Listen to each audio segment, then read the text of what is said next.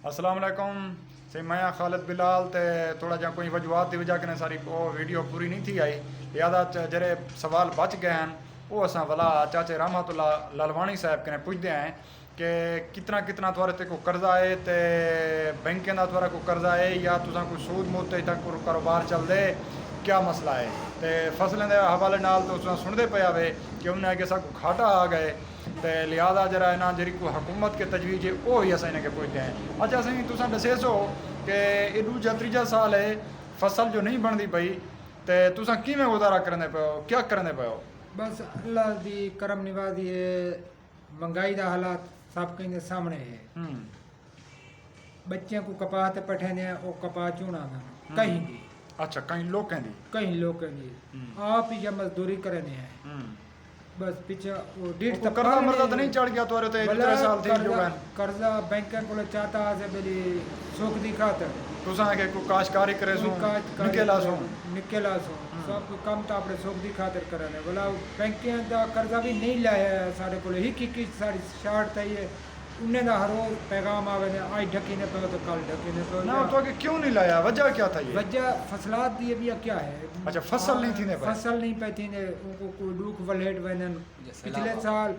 बारिश है इतवारी जरा था आप भी डिटेन था फटे का मौजे चराना ले सैलाब आ भी आ ओहो अच्छा सैलाब तुम्हारे मौजे जा पिया जी है जी सर को गवर्नमेंट की इमदाद नहीं मिली नहीं कोई भी नहीं मिली कोई नहीं आया ना कोई टेंट आया ना कोई कशी आई ये मकसद है तुसा आप भी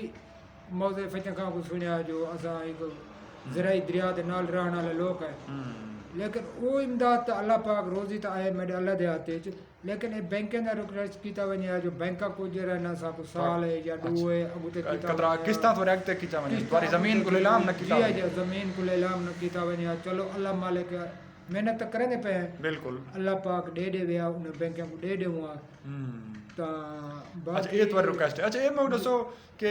कपा गंदम दी काश चौकी थी पे गंदम दी काश ई पेरी सर जी तकरीबन 10% थी पे सिर्फ ई महंगाई दी वजह अच्छा महंगाई दी वजह हुन चावल वाले रकबे अगे लोग दस्ती तैयार की वेंदा रहना हुन वो भी तैयार नहीं थी पे भाई सारे को लोग पैसा है का डीजल इतना महंगा है 6000 रुपए बोरी कणक दी गई खड़ी है 6 कन गिन के 9000 तक अच्छा 9000 तक गंदम दा बीज थी गए ओहो जुल्म है ता अच्छा उनदे च वाला 4000 रुपए बोरी डीएपी दी थी कि 4000 या 4200 मैं सुनदा 4200 4000 रुपया 4200 रुपया बोरी डीएपी दी थी कि उनदे च वाला देखो ना कणक ते तकरीबन 8 घंटे 7 घंटे ट्रैक्टर को हाल जरूरत है वो 1200-1300 रुपए वो घंटे डीजल अगर सस्ता हुआ ना तो वल सबसे सस्ती हो गया सिर्फ वजह है जो डीजल महंगा है ट्रैक्टर का घंटे महंगा है मकसद है कई मशीन अलग सड़ने वाले यार इमरान खान की हुकूमत है डीजल तो देखो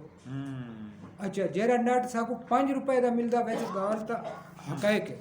5 रुपए वाला काबला 25 रुपए दिया करे 20 रुपए उधर रेट ज्यादा थिया करे अगर हुकूमत बिया भी तो आया रहेगा ये तो नहीं जो ना पाकिस्तान बने नवी हुकूमत आई है या मकसद है एक किरदार सारा नवा बने असां तो अगर 55-56 साल तो पहुँचे बैठे हैं अपनी याद 5-6 साल तो असा भी अपना संभलते हैं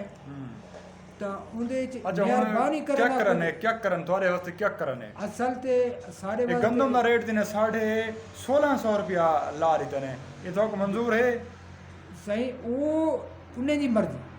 साकू होने भी वहावन दा जेरे टाइम ही ना हो कणक जेरे वहेंदा भी कोई नहीं तो वो भला असा रेट को क्या करे सो अच्छा तो के वहावन दे पैसे को साकन वहावन दे भी जेरे पैसे भले 10000 ला रहे बन हां में 10000 ला रहे बन साढ़े क्या फायदे भला आई तो वो बड़े लोग जेरे मकसद पैसे साबी बैठे वे लोग काज करे सन वे पैसे अपना खा सन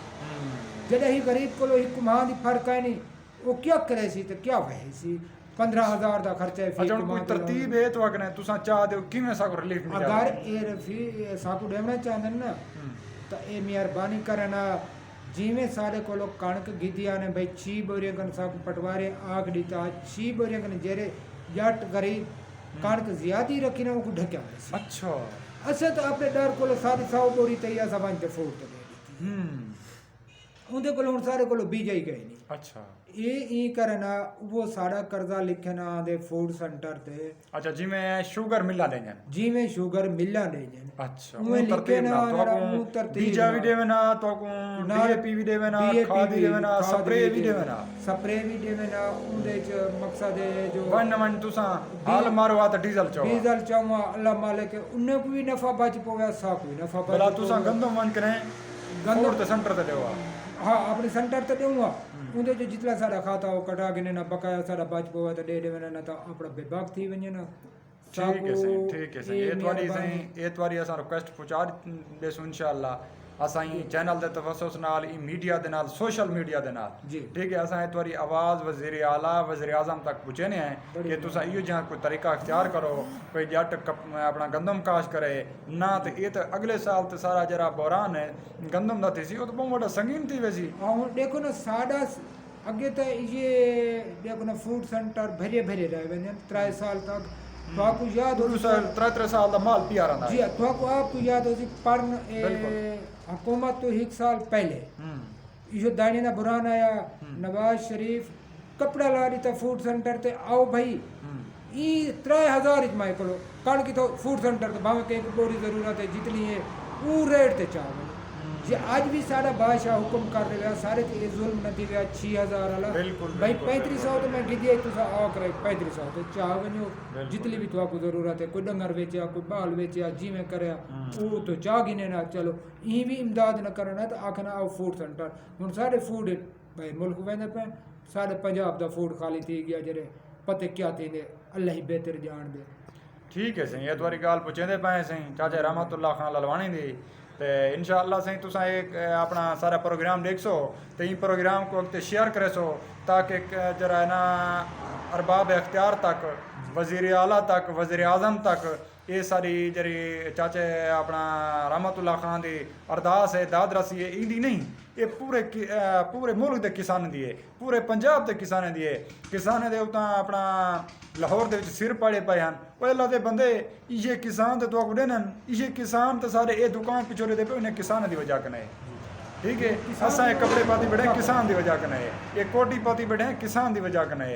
ठीक है इमें जेरा सेटअप बरदर सेटअप तो इमें चलदा वेंदे ये सारा किसान दी वजह कने लिहाजा इन्हें दी इमदाद करनी चाहिए इन्हें दे नाल होना चाहिए इन्हें वास्ते कोई अच्छी पॉलिसी बनानी चाहिए ठीक है सही ते अपने जरा है ना ई सारे चैनल को वक्त